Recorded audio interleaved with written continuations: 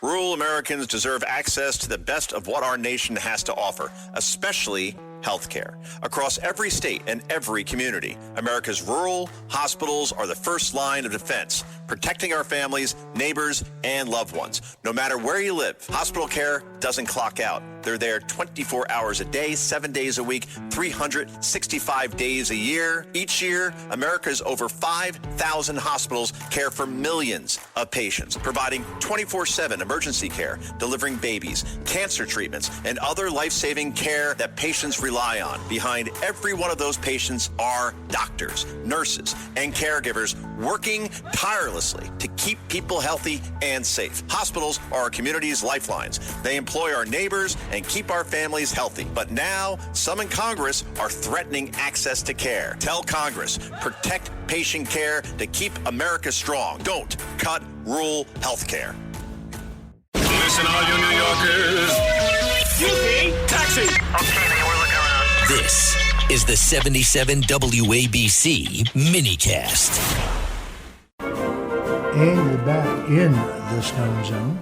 The United States and its allies are expanding their military operations to defeat the Iranian threat as Operation Epic Fury heats up. The Trump administration is intent upon destroying Iran's missile forces, dismantling its military infrastructure, and ensuring the radically Islamic regime in Tehran never obtains nuclear weapons.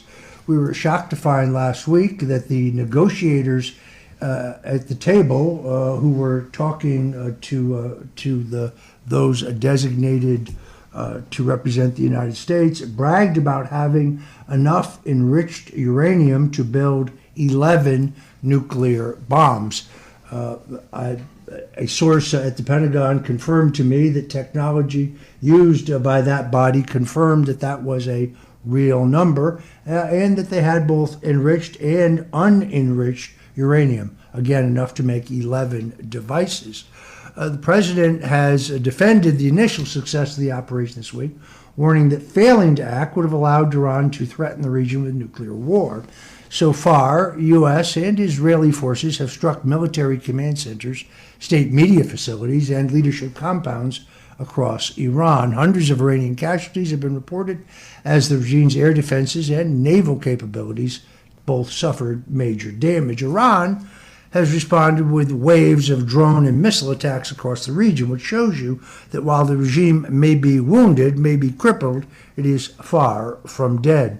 A suspected Iranian drone strike hit the U.S. Embassy in Riyadh, damaging the roof, while American bases and energy facilities in Gulf states have also been targeted. The administration is now evacuating American citizens from parts of the Middle East to protect them from potential backlash.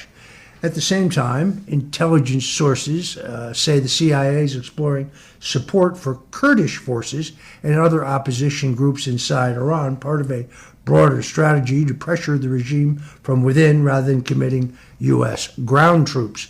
You see, that is the fundamental difference. I think this is, once again, Donald Trump using American power in a limited, controlled, but extraordinarily lethal way. But no boots on the ground, no hundreds of thousands of American casualties, and no substantial ramp up in our military costs. Not the kind of profiteering you saw, for example, in the Iraq War, where President George W. Bush and Vice President Dick Cheney lied us into war, telling us that Iraq had been involved in the attacks on America in 9/11, that they had weapons of mass destruction, in fact, that they had yellow cake uranium. I never understood how Dick Cheney went from being the head of Halliburton, a major defense contractor, putting his Halliburton stock into a blind trust while he was vice president and lied us into war. Halliburton literally made billions of dollars in profit after that war. But how could Vice President Dick Cheney's blind trust be blind if he knew that the Halliburton stock was in the blind trust? Kind of strange the way that worked out. It is also the ongoing threat, of course, the regime, that they would close the Straits of Hormuz through most of, I think, over half the world's oil flows. The problem with that, of course, is that we virtually decimated the Iranian Navy with our initial attacks. And now General Michael Flynn told us on this very show last week that the U.S. Navy could easily clear a safe lane through the Straits of Hormuz. Again, we could have some turbulence along the way, but ultimately the world would be better off, and the global markets would be more stable with the Iranian terrorist regime dispatched without any need for a Bush-style, forever, endless war.